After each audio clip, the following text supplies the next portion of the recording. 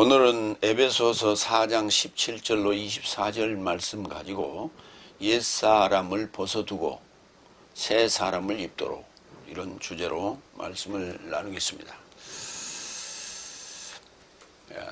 첫 번째 대지는 에베소서 4장 17절로 19절 말씀.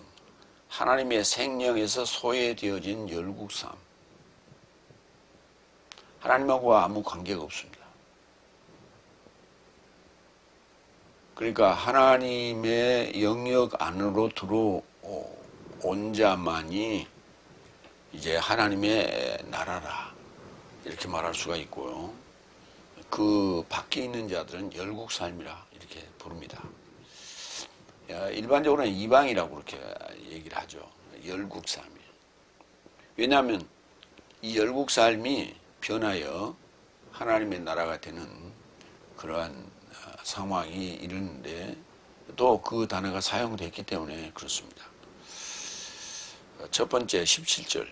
그런즉 나는 이것을 말하며 남은 열국 삶이 저 삶의 진행의 헛됨 안에서 활보하는 것 같이 네 삶을 더 이상 활보할 것이 아니라고 주 안에서 증언한다.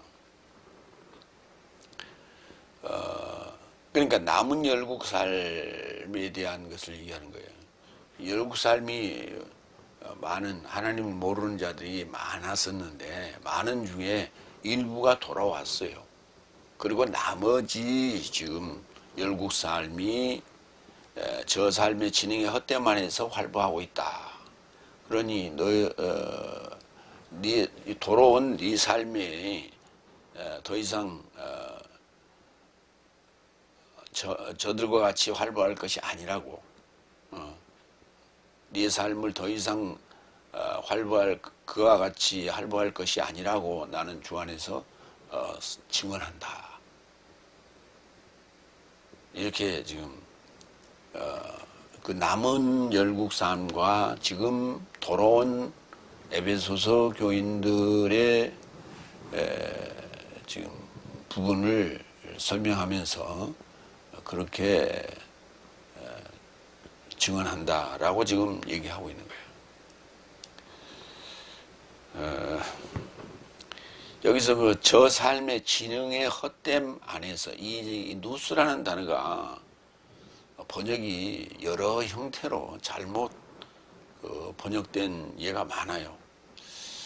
특히 고린도전서 14장 14절로 15절을 보면 왜냐하면 내가 만약 방언으로 기도한다면 내 영은 기도하나 영이 기도하는 거예요. 영이 기도하나 나의 지각은 결실치 못한다 그랬어요. 번역할 때 이 마음은 그랬는데 마음은 결실하는 게 아니에요. 마음은 우리가 이 묘목이나 작물을 이렇게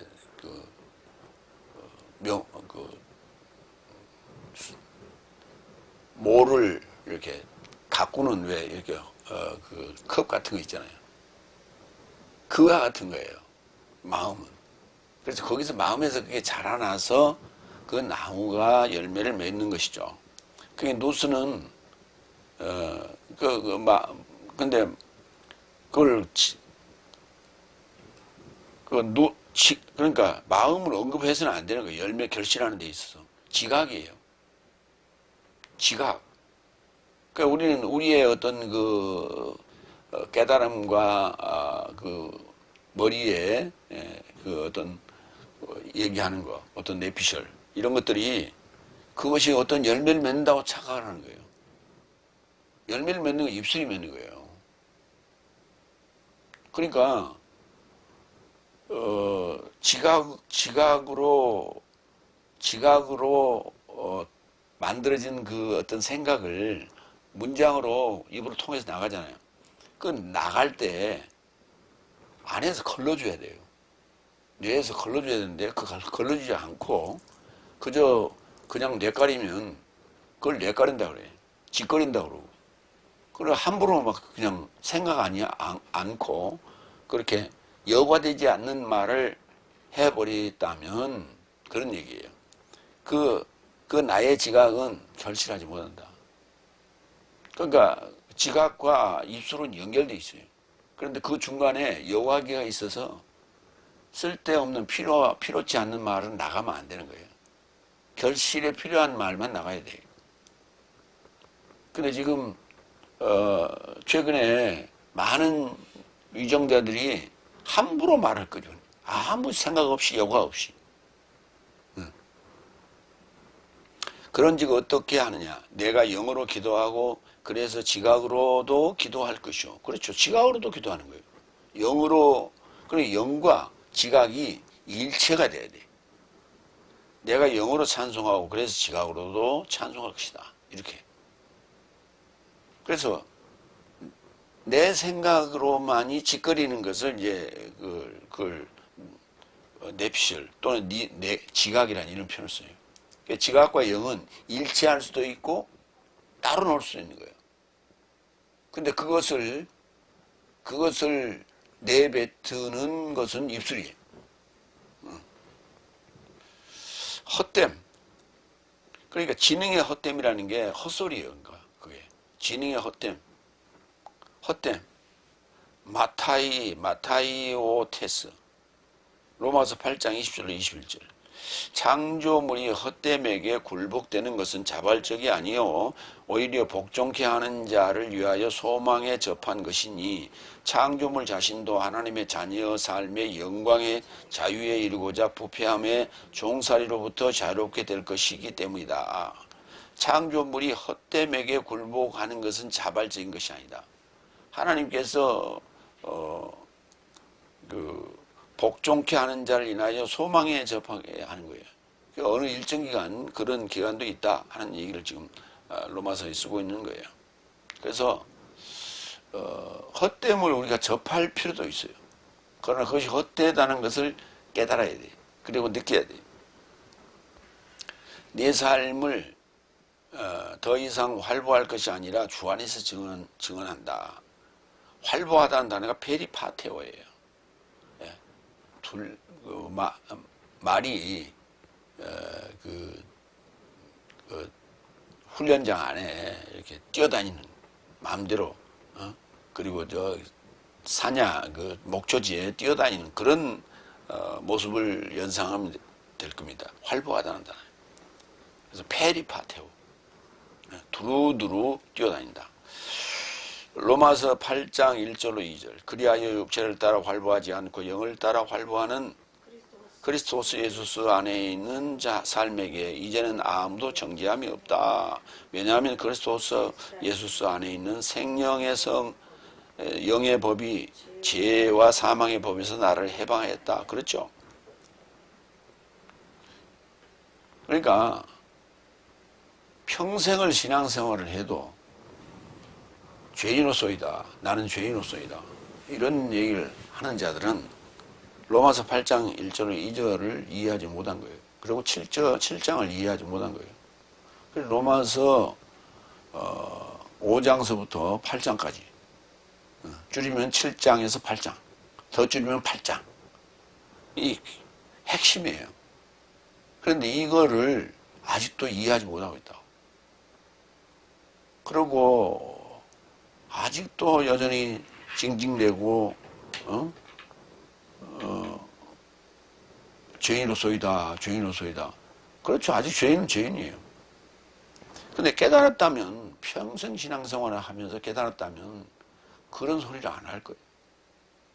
그러니까 로마서 7장 8장을 이해하지 못한 거예요. 갈라디아서 5장 3절도 볼까요? 마르튀로마이 마르튀로마이 마르튀레오도 증언하다예요. 마르튀로마이도 증언하다예요. 마르튀로마이는 1인칭 제기대명사로 쓰이는 거고 제기동사로 쓰이는 거고 중간태 형태로 쓰이는 거예요. 1인칭 중간태 형태로. 그리고 마르튀레오는 일반적인 동사로 쓰이는 거예요. 같은 증언하다예요. 갈라디아서 5장 3절. 그래서 그는 법 전체를 행할 빚진 자라 나는 할례받는 모든 사람에게 다시 증언한다. 증거한다는 말은 잘못된 거예요. 왜냐하면 증거라는 단어가 명사인데 한다라고 하는 말 붙여가지고 우리 그 성경에는 그 증거한다. 우리말에 참 재밌어요. 명사에다가 그냥 한다를 붙이면 동사로 둔갑을 하니까 증언한다예요. 증언한다가 동사입니다. 그 기독교에서만 이렇게 유별나게 이렇게 써요. 증거한다라고. 우리 그 쉽게 접할 수 있는 게 국회에서 국감이나 아니면 그 회의할 때 보면은 그 증인들 나와가지고 물 때 그 선서를 하잖아요. 나는 이렇게 거짓말하지 않기로 증언합니다. 이렇게 증언해 보세요. 그래서 증거해 보세요. 그렇게 말 안 해요. 증언해 보세요. 분명히 그렇게 얘기해요. 거기 기독교인들도 있어요. 거기에 기독교인들 그 의원들도 증언해 보세요. 그렇게 말해요. 증거해 보세요. 그렇게 말 안 해요. 그런데 그자가 교회만 왔다 그러면 증거한다 그래요. 그래서 그거 다른 줄 알아요. 같은 단어예요. 두 번째 18절. 저 삶 안에 있는 무지로 인하여 저 삶이 마음의 무감각으로 인하여 통찰력이 어두워져 하나님의 생명에서 소외되어 있으니, 이거는 이제 남은 그 열국 삶에 대해서 더 이제 추가 설명하고 있는 거예요. 무지, 마음의 무감각, 어두워진 통찰력. 그 모든 것들을 가지고 있는 그 남은 열국 삶은 하나님의 생명에서 소외됐다. 무지, 아그노이야. 사도행전 3장 17절, 성전 미문에 앉은 자를 일으키고 페트로스와 요한네스가 한 얘기 중에 한 대목이에요. 형제 삶이여, 내 삶의 삶처럼 내 삶이 지금도 무지를 조차 행사하였다는 것을 나는 알아본 것이다. 무지했다고요. 알지 못해서 이런 행동을 했죠. 마음의 무감각을 좀 볼까요? 포로시스. 예. 마음의 무감각.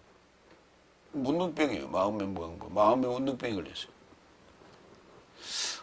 로마서 11장 25절. 왜냐하면 나는 내 자신 삶 곁에 신중한 삶이 있지 않게 하려고 형제 삶이여 이 비밀을 알지 못할 내 삶을 원치 않는다. 무감각이 이스라엘에게 부분부터 발생한 것이 열국 삶의 체험이 이스라엘에까지 들어오기 때문이다. 무감각이 이스라엘의 부분부터 점점 발생해서 전체를 무감각하게 만들었다고. 그런데 그와 그 반비례적으로 열국 삶이 채워져서 그 빈자리를 채워서서 이스라엘까지 들어오게 되는 것이다 하는 거예요. 이게 비밀이에요. 이게 비밀. 그 다음에 어두워진 통찰력, 디아노이아. 아까 아그노이아도 있었죠. 디아노이아. 어두워진 통찰력. 에베소서 2장 3절. 저 삶 안에서 그때 육체와 통찰력 삶의 뜻을 행하는 내 삶의 육체의 욕망 안에서 내 모든 삶도 되돌이켜졌으며, 그래서 파울로스와 열국 삶에서 돌아온 삶을 지금 설명하는 거예요. 그때 육체와 통찰력 삶의 뜻을 행하는 내 삶의 육체의 욕망 안에서 되돌이켰다고요. 내 삶도 남은 삶과 같이 본질상 진노의 자식 삶이다. 그러니까 열국 삶이라고 하는 것은 본질상 진노의 자식 삶이에요. 거기에서 하나님의 그 진노를 피해서 하나님 품 안으로 들어온 거예요.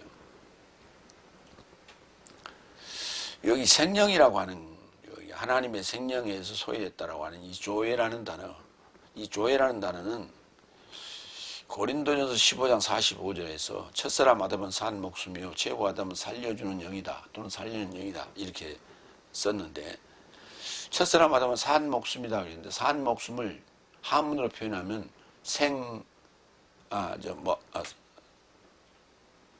생명이 돼요. 산 목숨이 생명이, 목숨 명자. 그러니까 생. 목숨, 명.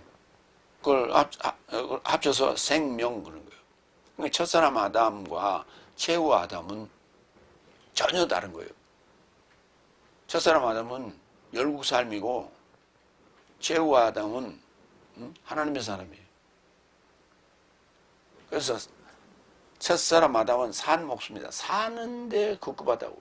살기 위해서 먹는 거예요. 최후 아담은 살려주는 영이에요. 이미 자신은 살았기 때문에 남을 살리는 영이에요. 전혀 신분이 달라요. 그런데 그 중간에 둘째 아담이 누구냐? 둘째 아담이 예수님이에요. 그 예수님이 나는 길이요 진리요 생명이라 한다면 나는 길이요 진리요 산 목숨이요가 되는 거예요. 그 말이 안 되는 거예요. 산 목숨이 아니에요. 그거는 생명이지, 조예지. 그래서 이 조예란 단어를 구분해야 된다. 생명이라고 살리는 영 또는 살려주는 영, 그런 의미로 생명이라 해야 된다. 요한일서 5장 11절로 12절. 또한 증거는 이것이니 하나님께서 내 삶에게 내색 생명을 주셨다는 것과 이 생명이 그의 아들 안에 있다는 것이다. 그렇죠. 생명이 아들 안에 있는 거예요. 그의 아들 안에 있다는 게 그리스도 예수 안에 있는 거예요. 아들을 가진 자는, 그리스도스 예수를 가진 자는 생명을 가졌으니 하나님의 아들을 갖지 못한 자는 생명을 갖지 못한 것이다. 그렇죠. 하나님의 아들을 갖지 못한 자는 생명을 갖지 못한 거예요. 그래서 그들을 일컬어 산 목숨이라고 부르는 거예요. 생명이라고 부르는 거예요. 그들을 산 목숨이라고. 그러니까 생명을 물질적 개념으로 지금 봐야 되나고. 근데 그게 생명이 무지하게 좋은 것처럼 물질적 개념의 입장에서 기독교에서 생명 그러고 아니었어요. 그럼 또 그것도 새자를 붙였다. 새 생명. 헌 생명이 있고 새 생명이 있어요. 그러면 전부 새자를 붙여야지 생명에다가. 조회라는 단어를 왜 써 굳이.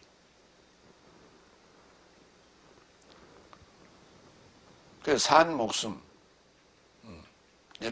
네페시하야, 푸시켄 조산 그렇게 되죠.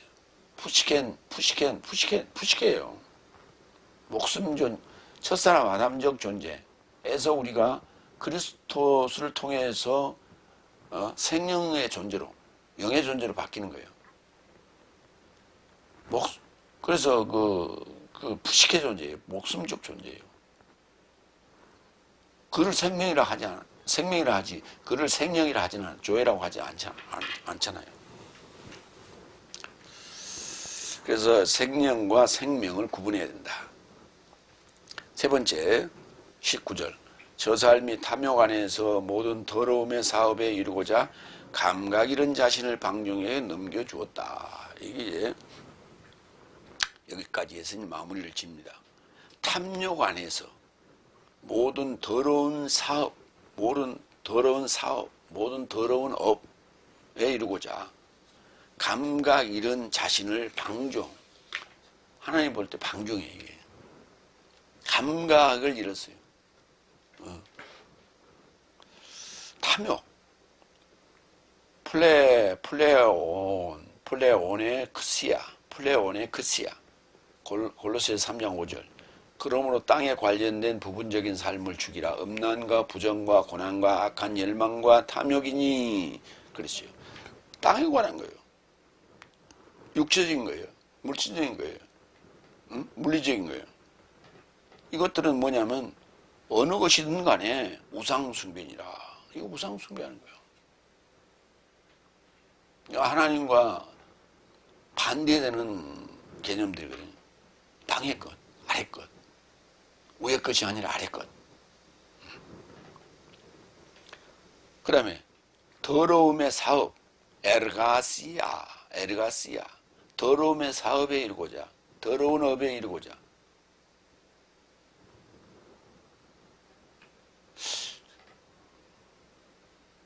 글쎄요. 돈을 벌려면 열심히 하면 되죠. 근데 그게 그렇지 않아요. 열심히 했는데 우리 그 회사원들은 열심히 1년 내내 쉬는 날만 빼놓고 일하잖아요. 그래도 자기 집안 지장만 하기도 힘들잖아요.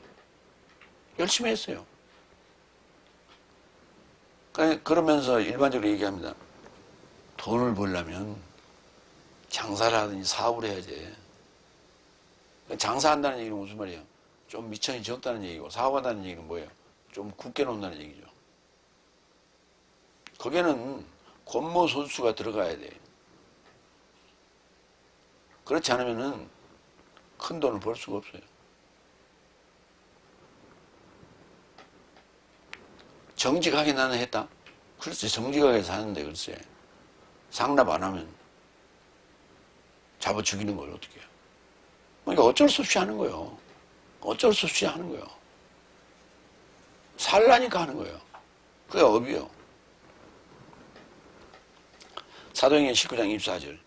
왜냐하면 데메트리오스라 하는 이름의 어떤 은세공업자가 아르테미스의 신당을 만들어 기술자 삶에게 적지 않은 일자리를 제공하더라. 바로 이거예요.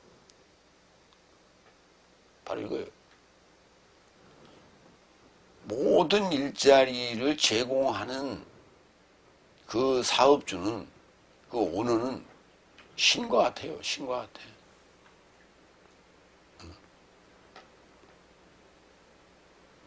많은 일자리를 형성하고 있는 교회도 마찬가지예요. 교회가 없는 사람들 먹여 살린다고 말을 그렇게 하죠. 근데 그게 그들을 잡아두는 이게 고삐예요, 고삐. 고삐. 그들을 교회에서 안 먹여 살리면, 일자리를 안 만들어줘서 안 먹여 살리면 다른 데 가서 먹고 살아요. 그때 고삐는 다 풀리는 거예요. 우리는 일자리를 만들어서 먹고 살기 위해서 자랑 아니에요. 더러움의 사업이라. 그 중에 더 더러운 것도 있죠. 다음, 방종에게 넘겨주었다. 아셀게이야. 갈라디아서 5장 19절 21절. 그래서 육체의 사역 삶은 드러난다. 이런 삶은 간음, 음행, 더러움, 방종, 우상숭배, 마약, 증오, 분쟁, 시기, 분노, 당쟁, 불화, 이단, 투기, 살인, 중독, 방탕함, 또 이와 유사한 삶이라. 다 언급할 수 없으니까. 내 삶에게 미리 말한 것 같이 이런 삶을 저지른 삶은 하나님의 나라를 상속받지 못할 것이라는 것을 나는 미리 언급한다. 거기에 방종 들어가 있어요. 방종. 지 멋대로 사는 거예요. 방종. 고삐 풀린 망아지. 고삐 풀린 망아지는 그냥 뛰는 게 아니라 폴딱폴딱 뛰어요. 폴딱폴딱 뛰어요. 그래서 감히 옆에 접근할 수 없을 정도로. 방종. 무서운 병이에요. 그러니까 남은 열국 삶이 이처럼 돈 가지고 제멋대로 풍요 속에 살아가고 있다. 지금 우리의 모습과 뭐 다를 게 뭐 있어요? 요즘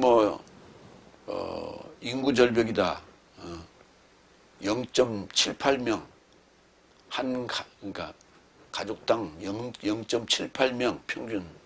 그러니까 한 명도 못 나는 거예요. 한 가정에. 그게 이유를 대고 합니다마는 그 일종의 방종이에요, 일종의. 그것도. 그런데 환경이 그렇게 만들어요. 그래서 이구동성으로 하는 얘기가 거주를 안정적으로 해달라. 거주를 안정적으로 해달라. 그래갖고 지금까지 15년 동안 무수한 돈을 썼어요. 그 무수한 돈을 가지고 집을 지어가지고 영구임대 아파트로 제공을 했더라면 충분히 하고도 남아요. 그런 돈을 못 썼는지 모르겠어요. 그 국가 예산으로 엄청난 돈을 썼는데 아무것도 표가 안 나질 않아요. 점점 줄어들기 시작해요. 계속. 지금 현재 0.78명. 그러니까 장기 저리를 해서 집을 대출해 주든지 아니면은 영구임대 아파트를 잔뜩 지어서 거기서 신혼살림 하라고 하면 돼요.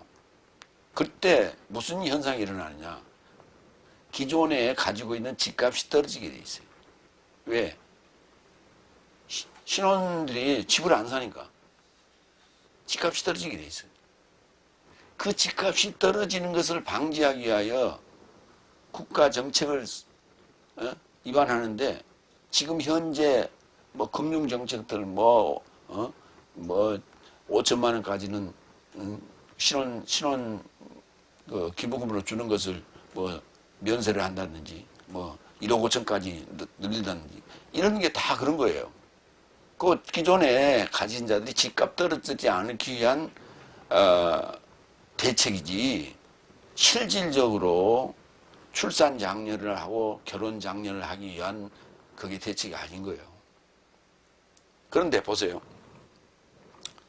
지금 기성세대가 있고 지금 신세대가 있다고 합칩시다. 신세대는 주거 개념으로 주자고요. 그러니까 장기절이나 아니면 영구임대 아파트를 주게 되면은 주거 개념이 되는 거야. 근데 기성세대는 뭐냐면 재산 개념이에요. 근데 이게 이제 갈등의 세대예요.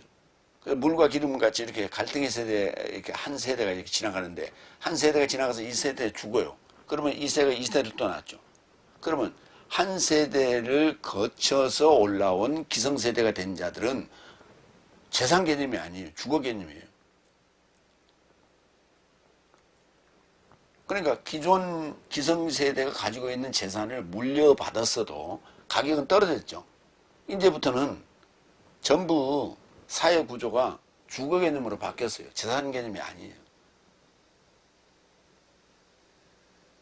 그러면 한 세대만의 갈등으로서 이게 해결되는 거예요. 그게 한 세대가 지나가면 끝이에요. 그 사람 죽었는데 무슨 뭐 내 재산이 어떻게 쓰이는지 내 재산 값이 떨어지는지 뭔 상관이 있어요.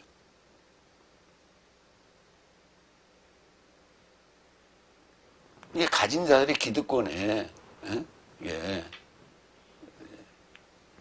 이 작업이다.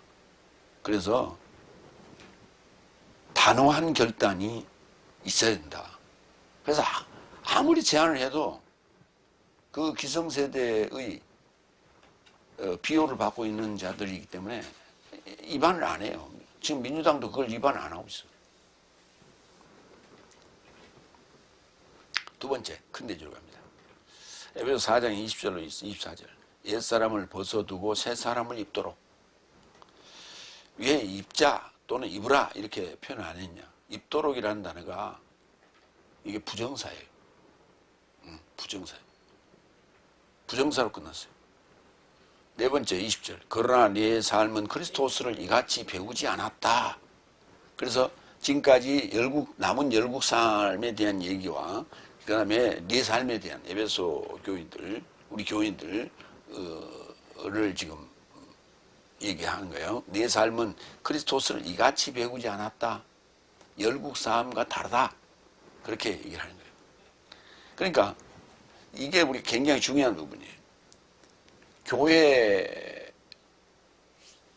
지금 다섯째 날은 일반 믿지 않는 자들하고 별반 차이가 없어요. 별반 차이가 없어. 의식 구조도 마찬가지. 생활 방식은 좀 달라졌지만 의식 구조는 뭐 별 차이 없어요. 그러나 여섯째 날은 전혀 달라요. 의식 구조가. 생활 방식이 뭐 비슷하겠지만 의식 구조는 달라요. 이렇게 크리스토스를 이같이 배우지 않았다 라고 하는 열국 삶이라고 해서 크리스토스를 모르냐. 알아요. 예수 알고 있어. 학교 다니면서 배웠어요. 일반적으로도 많이 들어서 알아. 그래서 그들이 그렇게 알고 있는 그 개념, 그 의식구조와 다섯째 날의 의식구조는 비슷해요. 그러나 여섯째 날의 의식구조는 다르다니. 여섯째 날, 일곱째 날. 이같이 그리스도스를 이같이 배우지 않았다라고 하는 이거 굉장히 중요한 거예요. 이게 분기점이에요. 에베소 1장 13절 14절 그리스도스 안에서 네 삶도 진리의 말씀을 듣고 네 삶의 구원의 복음을 듣고 그 안에서 네 삶도 믿어 거룩한 연통의 영으로 인침받았으니 그는 수행의 속량에 이르고자 그의 영광의 참여에 이르고자 내 삶의 상속권의 보증이다. 내 삶이 상속을 받았다고 하는 이 분명한 보증서가 뭐냐 하면 연통의 영이에요. 연통의 영으로 인침받는 거예요. 이거 다섯 날에서는 무슨 말인지 몰라요. 이렇게 배우지 않았어요. 그런데 에베소 교인은 이렇게 배우다니까. 그럼 에베소 교인들은 이렇게 배웠는데 지금 다섯 날 교인은 이렇게 안 배웠어요. 약속의 영이라고 해요. 약속의 영. 뭘 약속의 영? 연통의 영이라니까. 거룩한 연통의 영이에요. 무슨 말인지 모를게요. 우리는 아는데. 그러니까 상속을 받으려면 연통이라고 하는 연결된 소식, 에판겔리아가 이해가 돼야 돼요. 에판겔리아가 이해가 된다는 것은, 이해를 했다는 것은 일곱 날이 그 안에 이렇게 구분되어져서 지금 내가 여섯 날, 일곱째 날에 들어와 있다는 거예요. 그렇게 설명되는 거예요. 연통이라는 게. 그래서 연통과 상속은 이게 뗄 수 없는 관계예요. 근데 연통을 모르면 상속은 없어요.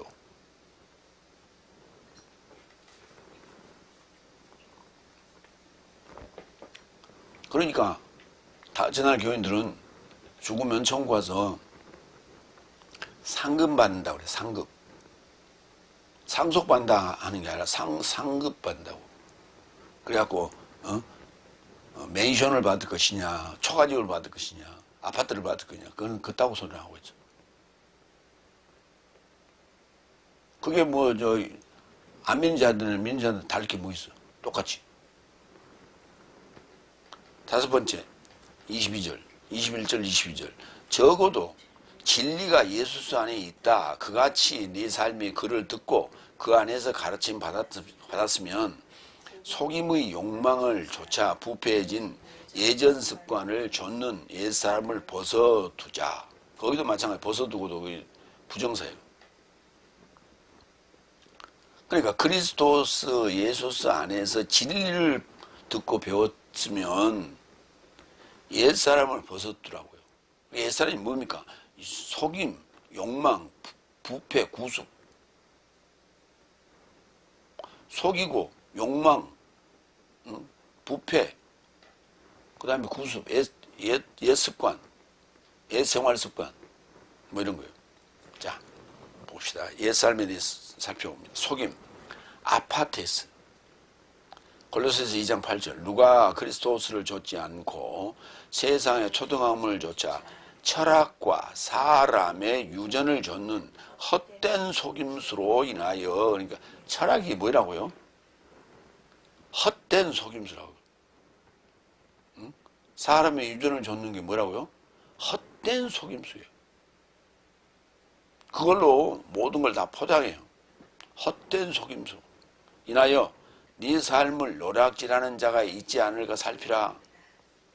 철학. 철학이 뭐 고상한 줄 알아요. 철학이 뭐 대단한 줄 알아요. 말장난이요. 단어 가지고 장난치는 거예요. 빙빙 잡아 돌리는 얘기요. 철학을 공부한 자들 치고 말 못하는 자들이 없어요.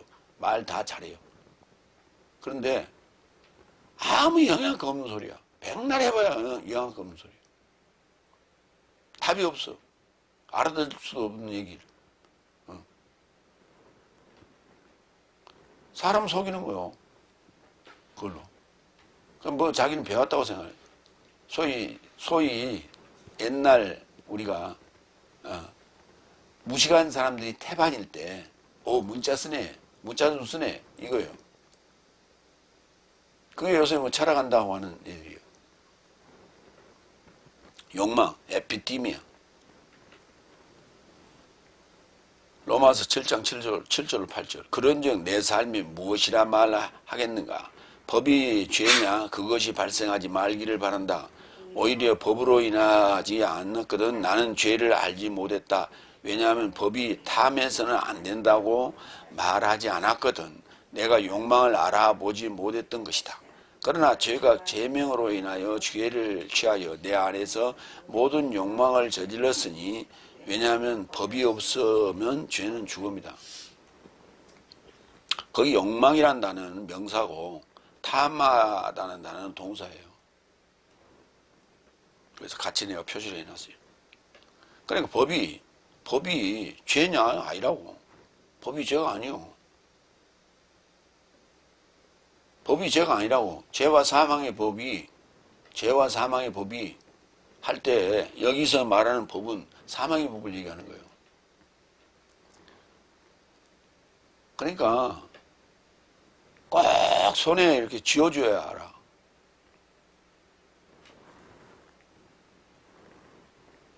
죄와 사망의 법이 하나가 아니라 둘이라니까.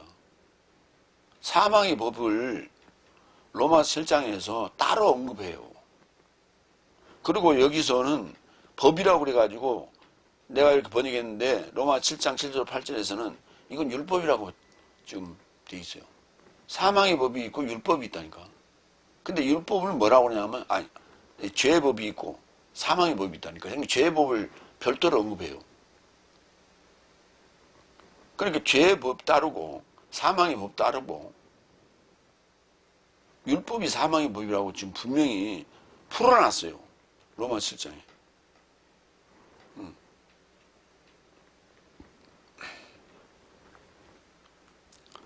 그러니까 나를 사망에 이르게 하는 법이다. 계명이다라는 표현이 나온다고. 그게 바로 사망의 법이에요. 율법이. 그러니까 율법이라고 하는 그 율자를 붙이는 게 문제예요.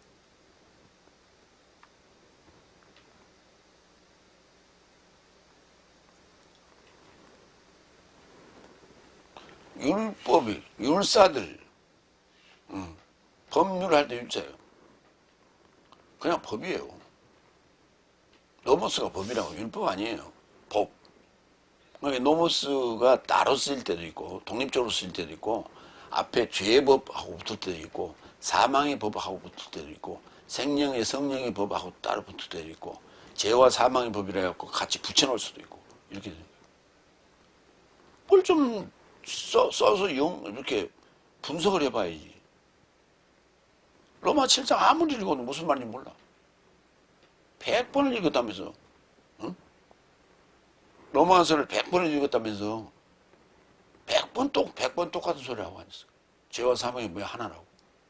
둘이라고. 죄의 법은 죄 짓는 방법이고 사망의 법은 죽는 방법이고 생명의 성령의 법은 사는 방법이에요. 법이 방법이라고. 그게 법이요.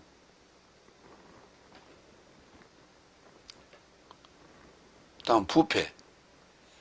푸테이로. 고린도후서 11장 3절.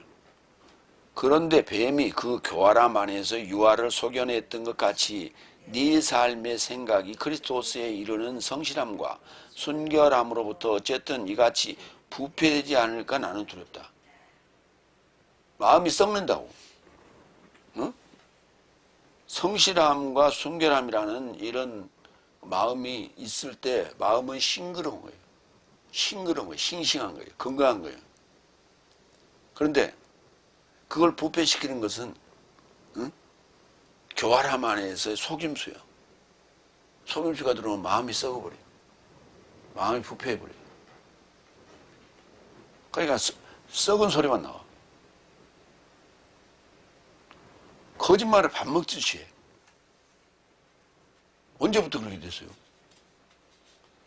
거짓말 잘하는 친구하고 같이 친구가 되니까 그렇게 되는 거예요. 거기에 빌붙어서 자기의 권력을 누리고 부를 누리다 보니까 같이 거짓말을 해줘야 돼요. 안 그러면 같이 있을 수가 없어요. 잘리는 거예요. 그러니까 거짓말을 덩달아 하는 거예요. 나만 하냐? 니도 했잖아. 쟤도 하잖아. 나도 하는 거야. 하나의 패거리 싸움을 하는 거예요. 패거리 싸움. 목회자들도 마찬가지예요. 패거리 싸움이에요.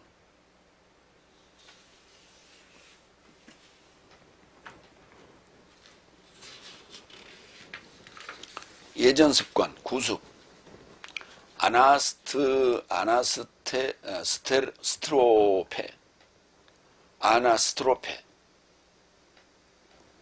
이게 예전 습관이에요. 생활 습관. 예전이란 말은 따로 있고요. 갈라디아서 1장 13절.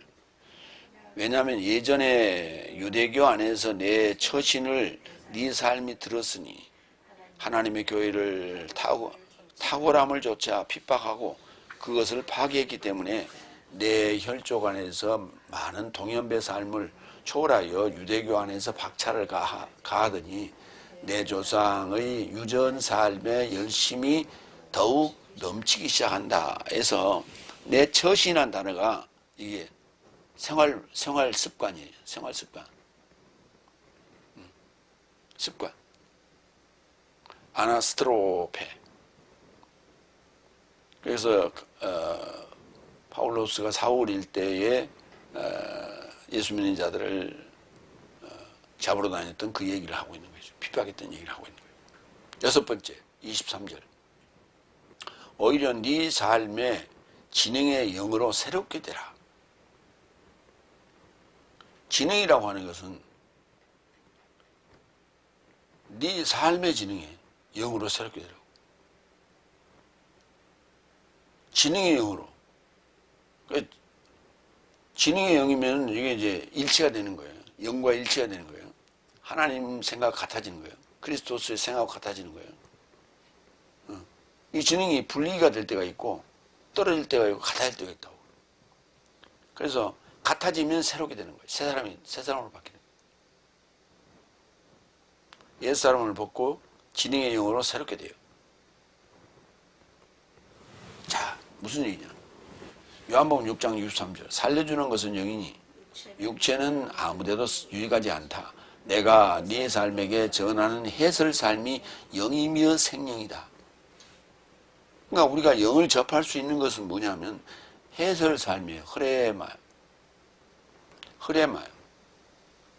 그리고 생명이라고요. 살려주는 영이라고. 누가 그랬어? 최후의 아담이 살려주는 영이라고 그랬잖아. 생명, 조회. 응?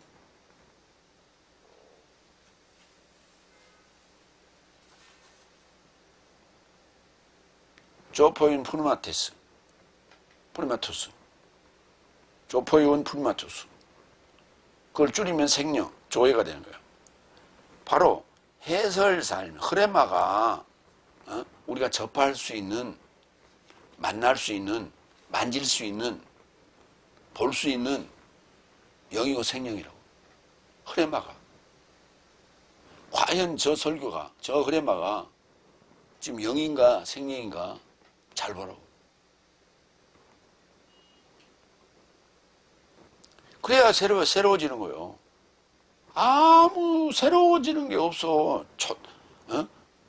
유년부에서부터 초등부 거쳐서 중고등부 지나서 청년부, 장년부, 노년부까지 가도 똑같아. 뭐 달라진 거 없어. 그 소리가 그 소리요. 그 소리가 그 소리인데 어떻게 지능의 영으로 새롭게 돼? 될 수가 없어요. 로마서 8장 5절 6절. 왜냐하면 육체를 따르고 있는 삶은 육체의 삶을 생각하나 영을 따르는 삶은 영의 삶을 생각한다. 육체의 생각은 사망이요 영의 생각은 생명과 평화이다.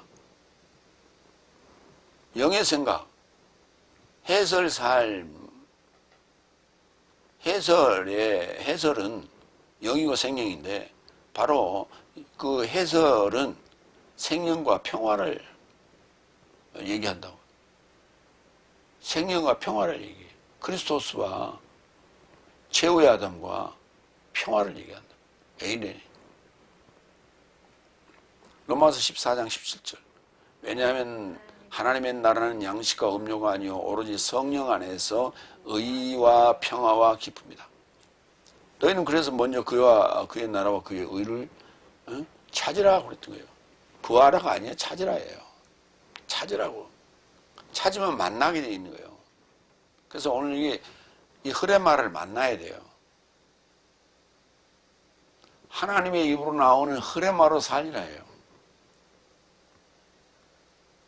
하나님의 입으로 나오는 말씀이 흐레마라고요.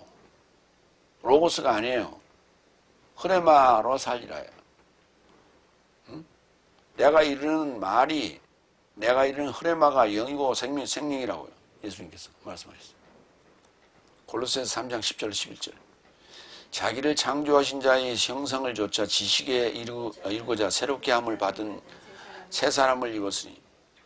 자, 이게 자기를 창조하신 자의 형상을 조차 지식에 이루고자 새롭게 창조주의 지식까지 우리가 잘하는 것이 새 사람이에요. 그게 새 사람을 입었다고 말하는 거예요. 거기는 헬라인과 유대인이나 할레당과 무할레당이나 야만이나 수구디아인이나 종이나 자유인이 없으며 오히려 모든 삶이요 모든 삶 안에는 그리스도스가 계신다.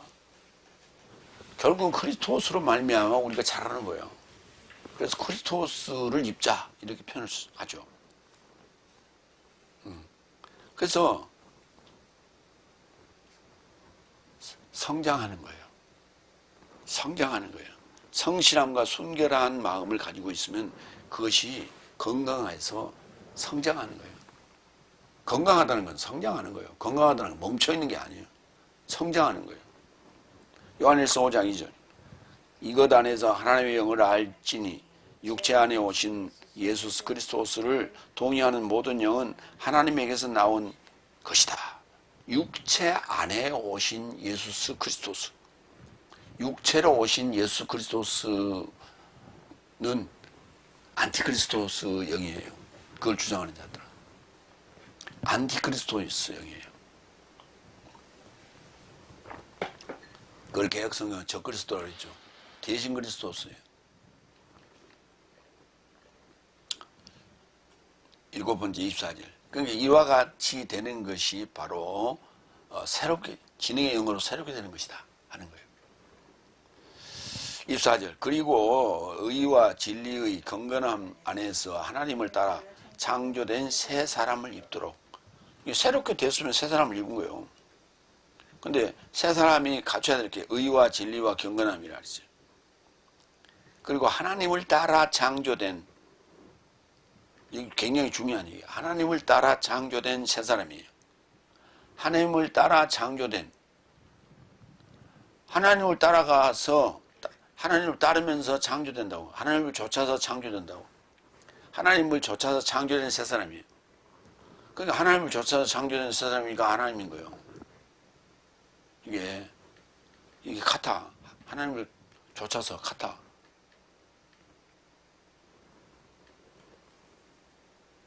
하나님을 따라 창조된 새 사람이에요.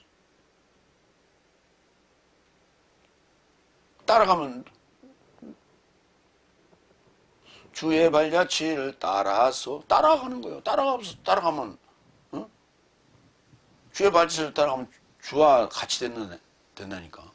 그냥 쫄쫄쫄 뒤에 따라다니는 쫄쫄쫄이 아니라 내 뒤를 따라가 아니라 나와 동행하자예요. 개념이 달라져요. 의, 디카이오시네. 마태복음 5장 6절로 10절. 의를 굶주려하고 목말라 하는 삶은 행복하다. 왜냐하면 저 삶이 배부르게 될 것이요. 10절. 의 때문에 박해받는 삶은 행복하다. 왜냐하면 하늘 삶의 나라가 저 삶의 나라, 저 삶의 소유이다. 여기 의라고 하는 단어가 디카이오시네가 6절에 한 번, 10절에 한 번, 두 번 나와요. 팔복에. 의. 굶주리고 목말라 해야 되고 의 때문에 박해받아야 돼요.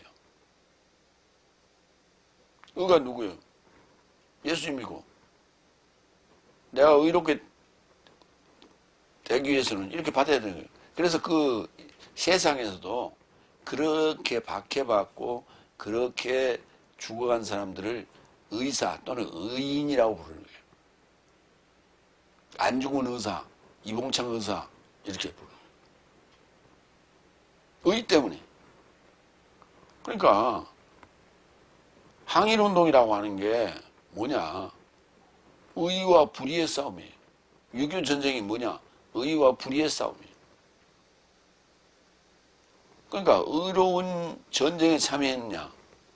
불의한 전쟁에 참여했느냐? 의로운 전쟁에 참여했기 때문에 추앙을 받는 거예요. 그 전사자들, 부상당한 자들. 진리, 알레테이아. 요한복음 1장 17절. 법은 모슈스로 인하여 주어졌고 은혜와 진리는 그리스도스 예수스로 인하여 발생하였기 때문이다. 진리, 그리스도스 예수스를 얘기하는 거예요. 그러니까 그리스도스 예수스화 되어 있어야 돼. 그게 새 사람이에요. 의 때문에 핍박받고 이겨낸 자, 승리한 자라 해야 돼. 그게 새 사람이에요. 요한복음 14장 16절. 예수께서 그에게 말씀하신다. 내가 길이요 진리요 생명이니 나로 인하지 않으면 아무도 아버지를 향하여 오지 못한다. 예, 내가 길이요 진리요 진리라고 생명이라고.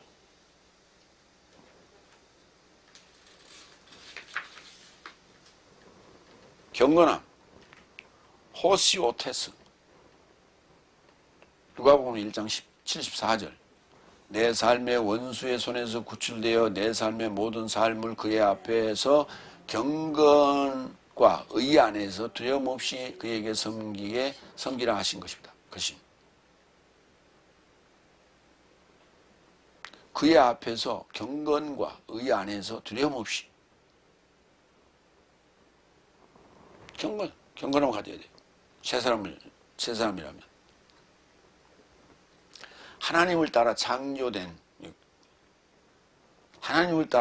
자가 누구냐? 여섯째 날이에요. 그리고 일곱째 날이에요. 창세기 1장 27절로 갑니다. 그리고 그의 형상 안에서 또는 그늘 안에서 그 아담의 전체를 창조하기 시작하였으니 그가 전능자를 소망하는 사역의 그늘 곧 형상 안에서 기업과 농명 전체를 창조하였으니 그의 사역 전체를 창조하였던 것이다. 여기 창세기 1장 27절에 창조하였다라고 하는 이 아담은 첫사람 아담이 아니에요. 둘째 아담이에요.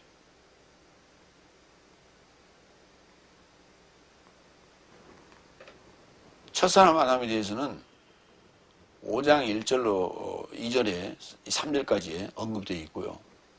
창세기 1장 2장 7절로 8절에 언급되어 있어요. 그거는 하나님 모양 안에서 창조됐지 형상 안에서 창조된 게 아니에요. 그러니까 형상을 회복한 게 하나님을 따라 창조됐다고 하는 여섯째 날과 일곱째 날을 얘기하고 있는 거예요. 그래서 형상을 회복한 창조냐, 그 다음에 모양 안에서 창조한 첫사람 아담이냐를 구분해야 돼요. 이게 구분이 안 돼 있어요. 갈라디아서 2장 17절. 왜냐하면 나는 법으로 인하여 법으로 죽었으니 하나님으로 살고자 합니다. 이거예요. 법으로 인하여, 죄의 법으로 인하여 첫사람 아담이죠. 사망의 법으로 죽었나니 첫사람 아담이죠. 하나님으로 살고자 합니다. 부활이죠. 새 사람을 입은 거예요. 옛 사람과 새 사람을 극명하게 구분하고 있다 하는 걸 우리가 알아야 돼요. 그 다음에 새 사람을 입자에서 카이노스라고 하는 새, 네오스가 아닌 카이노스. 성경에는 두 가지가 있어요. 네오스라는 게 있고 카이노스가 있는데, 네오스는 생이에요. 생것, 생김치, 생과부 이렇게 할 때 쓰는 거예요. 그러나 카이노스는 새 거예요. 이거는 변하지 않는 새 거예요.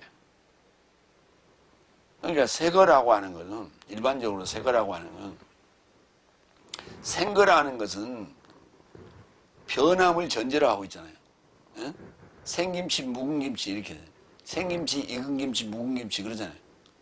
그러니까 생김치라는 것은 갓 담은 걸 생김치라고 그래요. 그 다음에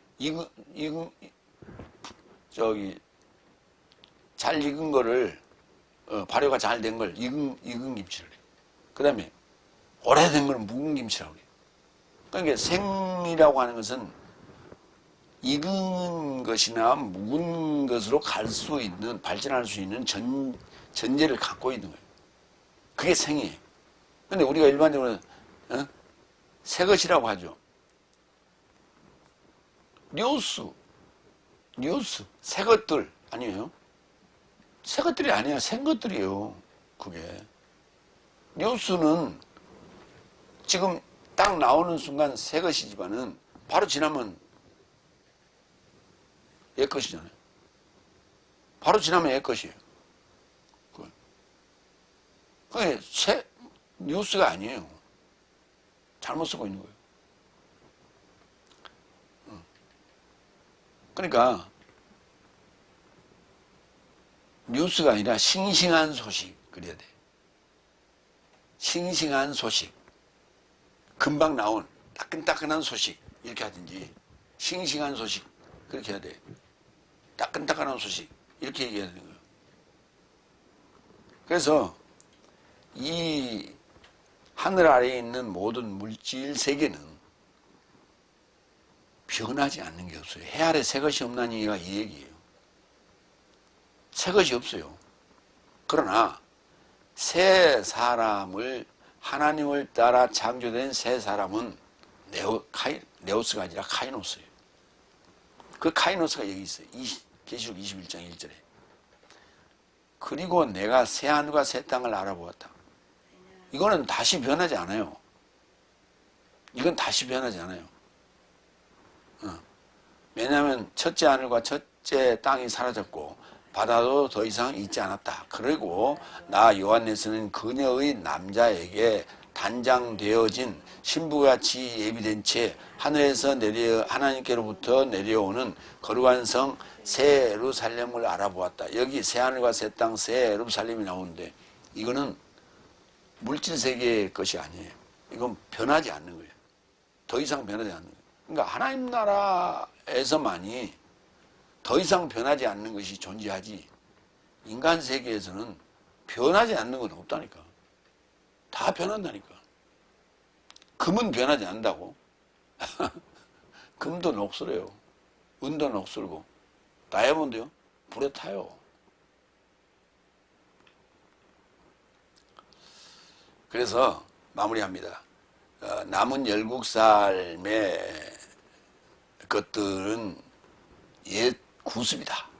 그걸 벗어버리고 새 사람을 입자.